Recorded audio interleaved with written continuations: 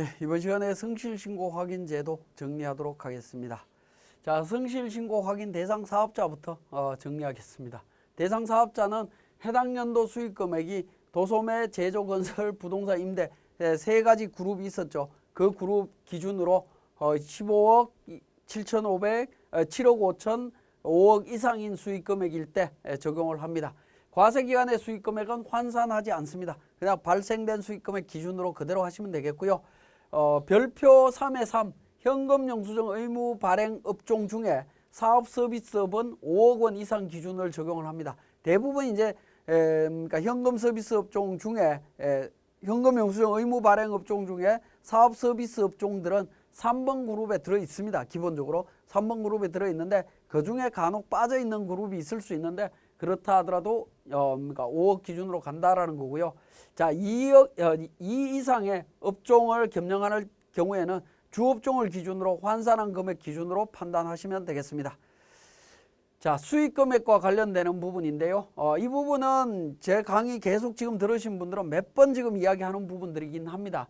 자, 수익 금액과 관련해서는 결정 경정 증가된 수익 금액 포함하고요. 사업용 유형 자산을 양도함으로써 발생한 수익 금액은 제외하도록 하고 있습니다. 자, 성실신고 확인분은 2020년 2월 11일 이후 성실 확인하는 분부터 적용하도록 되어 있습니다. 이후 확인하는 분부터다라고 하기 때문에 확인서 제출하는 게 이제 2020년도가 되겠죠. 2020년도 5월 달이니까 19년도에 적용이 된다라고 보시면 되겠습니다. 자, 성실신고 확인 대상자 판정 사례가 되겠습니다. 판정 사례는 예를 들어서 제조업이 8억입니다. 근데 2019년도 5월 달에 신규로 개업을 했습니다. 제조업은 두 번째 그룹에 들어가죠. 두 번째 그룹은 7억 5천 기준입니다. 그죠? 7억 5천 넘었기 때문에 그냥 대상이다라는 겁니다. 신규 사업자 등록 여부와 상관없이 대상입니다. 자, 제조업 6억입니다. 전년도 20억인 경우에 대상이냐 아니냐. 당해 연도 수익금액 기준으로 하기 때문에 대상에서 제외됩니다.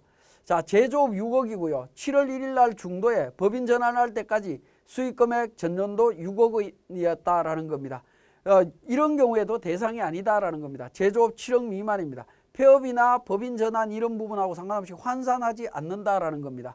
자, 도매업 12억이고요. 제조업 2억이다라고 하면 이 경우에는 업종이 다르죠. 그룹이 1번 그룹과 2번 그룹입니다. 합쳐서 환산해서 적용을 합니다. 환산 적용하면 대상이 된다라는 겁니다. 주업종은 12억이죠. 도매업입니다. 도매업일 때는 15억 기준입니다. 단순 합쳤을 땐 14억인데 환산하게 되면 16억이 나온다라는 겁니다. 그러한 경우에는 적용이 됩니다. 자, 음식점 6억이고 부동산 1억입니다. 음식점은 2번 그룹, 금액이 더 크기 때문에 음식점이 주업이 되겠죠. 그렇게 환산하게 되면 7억 5천이 나옵니다. 대상이 된다라고 보시면 되겠네요. 자, A 사업장, B 사업장이 도매업은 10억이고 부동산 임대 2억입니다. 이런 경우 환산하게 되면 16억이 됩니다. 그러면 대상이 된다라는 겁니다. 자, 공동사업장과 단독사업장이 있을 때 어떻게 되느냐? 공동사업장 따로 판단해서 단독사업장 따로 판단하고 해서 개별적으로 판단을 합니다. 둘 다 그러니까 기준 미만이기 때문에 대상이 안 된다. 이렇게 보시면 되겠습니다. 자, 그래서 당해연도 수익금액은 환산하지 않는다라는 거 기억해 주셔야 되겠고, 공동사업장의 경우에는 개별 지분과 상관없이 사업장별로 별도로 판단한다라고 보시면 되겠습니다. 자, 성실신고 확인자 범위 및 신고기한 연장에 대한 부분이 되겠습니다. 자, 성실신고 확인자 범위는 세무사나 세무법인, 회계법인이 성실신고 확인을 할 수 있습니다.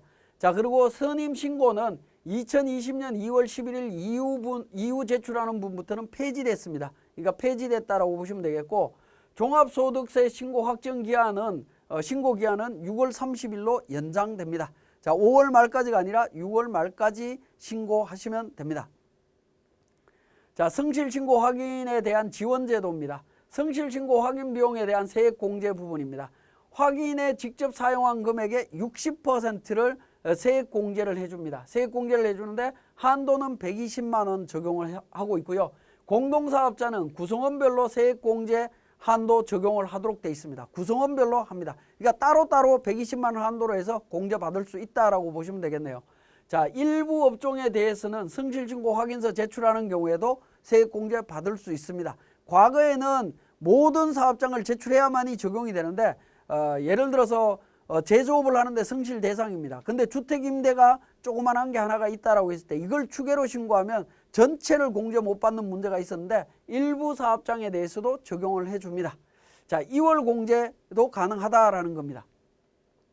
의료비, 교육비, 월세 세액 공제 적용이 가능합니다. 성실신고 확인서 제출한 자는 의료비, 교육비 지출액의 15%, 확인서 제출한 자는 월세 지급액의 12%를 세액 공제 적용받을 수 있고요. 해당 월세액은 750만 원을 한도로 합니다. 월세액 750만 원에 12%를 적용받을 수 있습니다.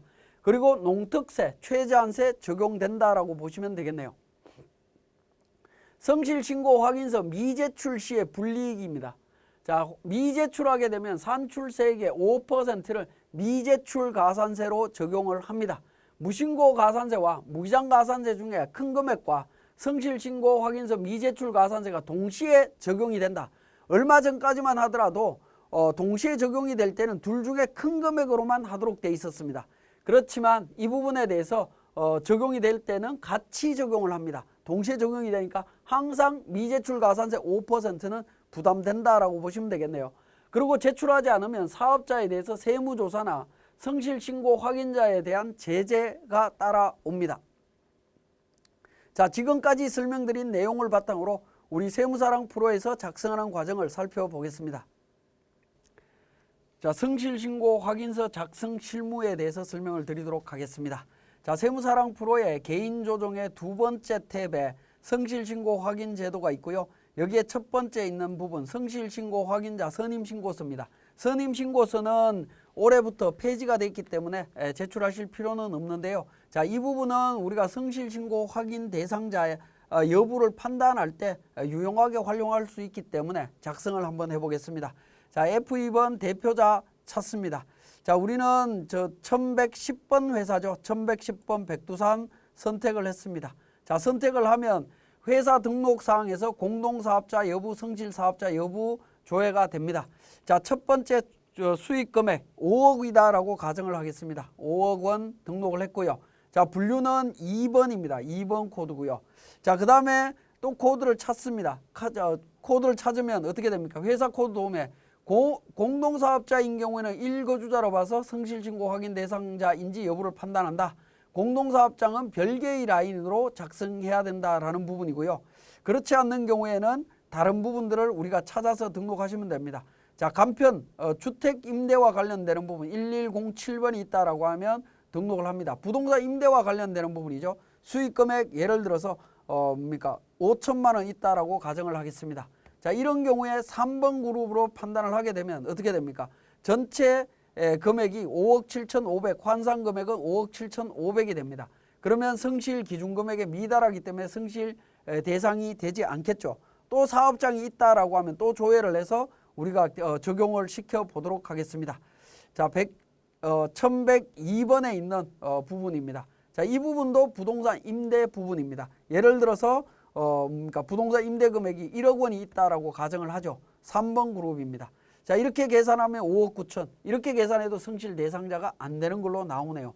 자, 그러면 그룹이 만약에 우리는 업종이 3번 그룹이 맞습니다만은 예를 들어서 이걸 1번 그룹이다라고 바꾸게 되면 또는 2번 그룹으로 바꾸게 되면 어떻게 될 거냐 하는 부분입니다.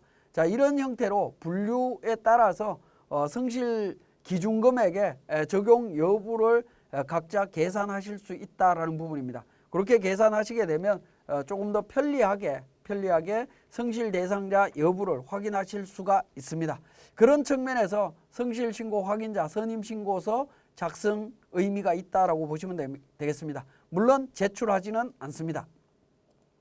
자, 성실신고 확인서가 되겠습니다. 성실신고 확인서는 성실신고 확인 서류를 다 작성하신 후에 작성하는 부분이다라고 보시면 되겠습니다. 기본적으로 F12 불러오기를 통해서 관련되는 정보를 등록을 해주시면 되겠습니다. 자, 그렇게 해서 확인이 이루어졌다라고 하면 확인자 성함 적고 저장하시면 되겠습니다. 자, 요 성실신고 확인신고서는 맨 마지막에 작성하는 거다라고 보시면 되겠고요. 그 다음에 성실신고 확인비용 세액공제 신청서가 되겠습니다. 자, 세액공제 부분은 예를 들어서 확인비용을 500만 원 받았다라고 하면 그러니까 확인비용 500만 원에 공제 가능 금액 그러니까 60% 300만 원인데 한도 120이니까 120만 원 공제를 받을 수 있습니다. 그리고 2019년도에 120만 원에 대해서 공제를 하겠다라는 부분이죠. 그러니까 공제 대상 세액이 되겠습니다. 당해연도에 공제를 하는 부분으로 보시면 되겠습니다. 자, 이렇게 이제 성실신고 확인 비용에 대해서 세액공제 신청서를 작성했다라고 하면 우리 과세표준 및 세액공제 세액계산 쪽에서 종합소득세 신고서로 갑니다. 신고서로 가서 8번 종합소득 쪽에서 F7번 부분에서 보시면 성실신고 확인 비용에 대한 부분 선택해서 적용해 주시면 됩니다. 적용하시게 되면 마지막에 성실신고 확인 비용도 반영되어 있는 것을 확인하실 수가 있습니다. 자, 이렇게 이제 저장을 하시면 되겠고요. 자, 두 번째 탭에 성실신고 확인 제도에서 주요 항목 관련되는 부분입니다. 주요 항목 명세서에 대한 부분이 되겠습니다. 성실신고 확인 제도에서 주요 항목 명세서 작성하는 부분이 가장 중요한 내용이다라고 보시면 되겠네요. 자, 주요 항목 명세서와 관련되는 부분은 첫 번째 주요 사업 내용, 그 다음에 수익금액, 필요경비, 사업용 계좌 관련되는 부분으로 이렇게 구성이 되어 있고요. 자, 주요 사업 내용 쪽에서는 사업 내용과 유형자산의 차입금 관련되는 부분으로 구분이 되어 있습니다. 자, 먼저 사업 내용에 대한 부분은 사업장 현황, 소유 구분 현황, 건물 면적, 임차 보증금, 월세 관련되는 부분으로 정리를 해주시면 되겠고, 자, 보증금이라든가 월세를 입력을 할 때 이 단위를 잘 보셔야 됩니다. 1,000원 단위이기 때문에 5천만 원이면 5만만 숫자를 입력을 해도 5천만 원이 되죠. 월세는 300만 원 이런 형태로 단위를 기준으로 정확하게 판단을 해주시고요. 단위는 상단 부분에 F3번 단위에서 1,000원 단위로 되어 있습니다. 자, 이 부분 1,000원 단위로 되어 있다는 거 기억을 하시고요. 그 다음에 주요 사업 내용에서 주요 매출처, 주요 매입처가 있는데요. 주요 매출처는 F12 불러오기를 통해서 반영을 해주시면 됩니다.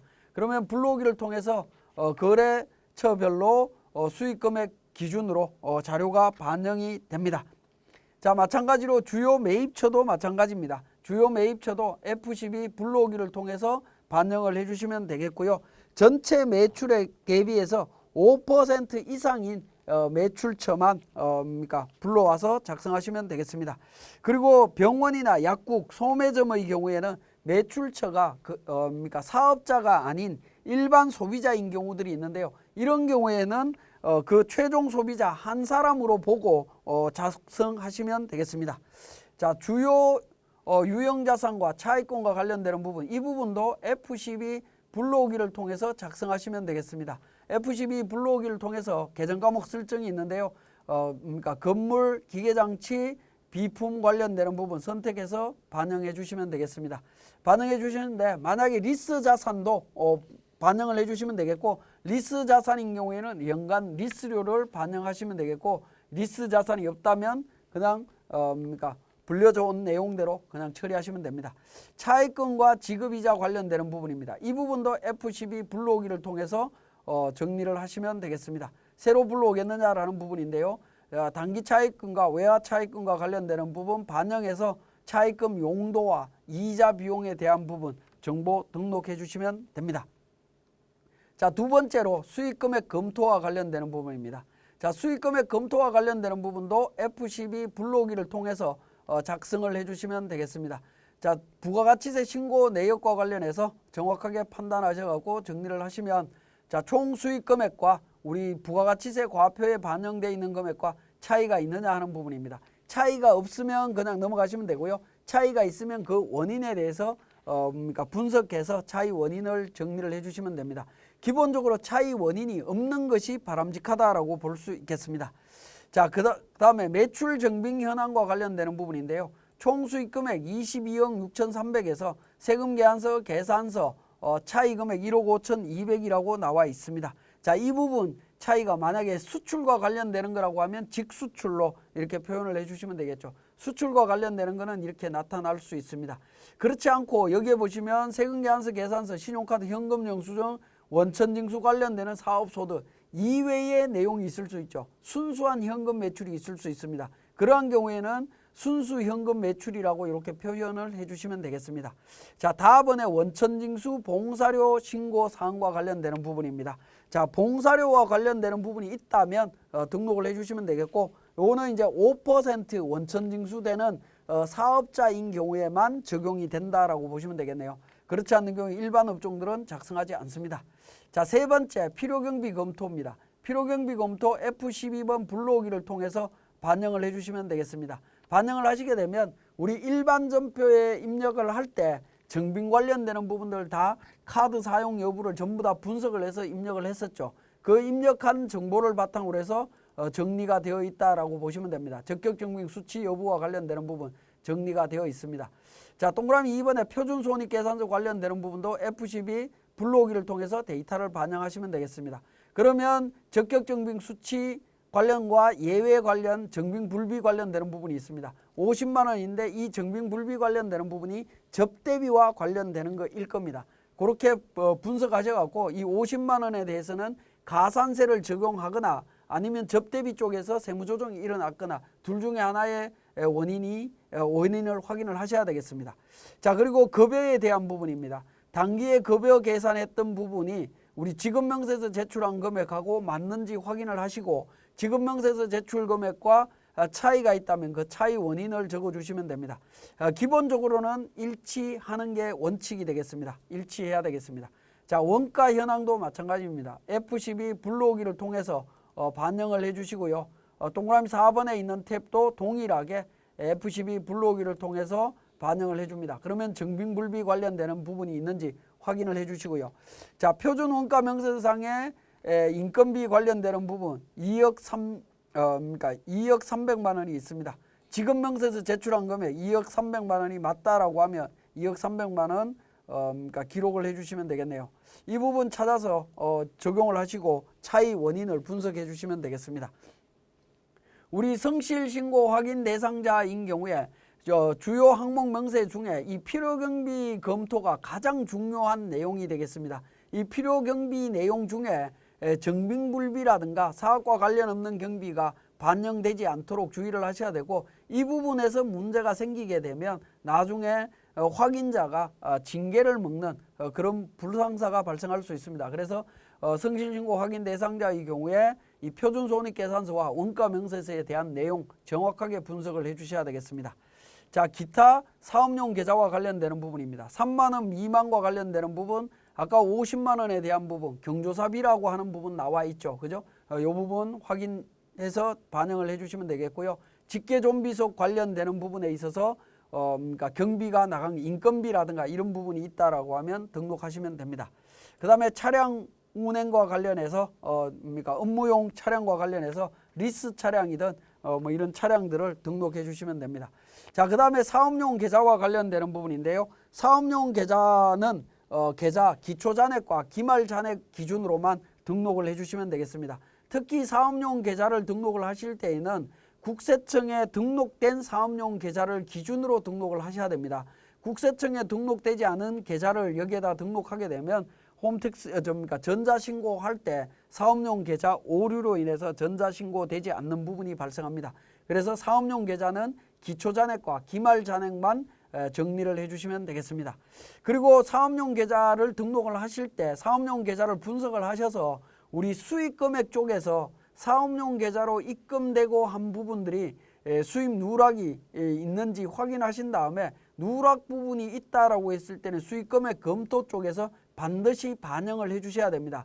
그걸 반영하지 않게 되면 나중에 성실신고 불성실로 인해서 징계를 받을 수 있기 때문에 사업용 계좌에 입금된 매출 수익금액 같은 경우에는 누락되지 않도록 반드시 챙겨보셔야 된다라는 거 다시 한번 말씀을 드립니다. 이렇게 해서 이제 주요 명세서를 작성하고요. 주요 명세서가 작성이 되고 나면 특이사항 기술서가 있습니다. 특이사항 기술서에서 사업 현황과 수익금액, 인건비, 차량 유지비, 통신비 관련되는 부분을 세부적으로 기록을 해주시면 되겠습니다. 우리 교재의 인건비부터 지급 수수료 관련해서 적는 내용들을 사례를 이렇게 드러놨습니다. 이런 형태로 적으시면 되겠고요. 특히 수익 금액 같은 경우에 누락된 부분이 있다면 사업용 계좌에 누락된 내용들에 대해서 자세하게 기록을 해주시는 게 좋겠습니다.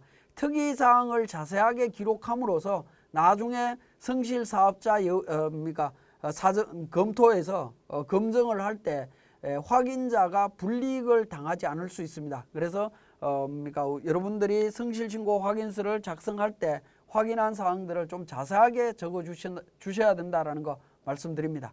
자, 그 다음 사업자 확인 사항입니다. 사업자가 관련되는 내용들을 확인해 주시면 됩니다. 매출채권 장부상 잔액과 거래처 잔액이 일치하느냐, 일치한다라는 형태로 해서 누락이 없다, 관련되는 부분들을 사업자가 직접 확인을 해 주셔야 됩니다. 확인을 해서 적용을 해 주시면 되겠고, 그 다음에 업종별과 관련되는 부분들은 현금 영수증 의무 발급 업종, 현금 수입 업종, 전문 인적 용역, 이런 쪽과 관련되는 분들입니다. 이런 분들한테 직접 확인을 받아서 적용을 해주시면 되겠습니다. 자, 그래서 사업자 확인 사항과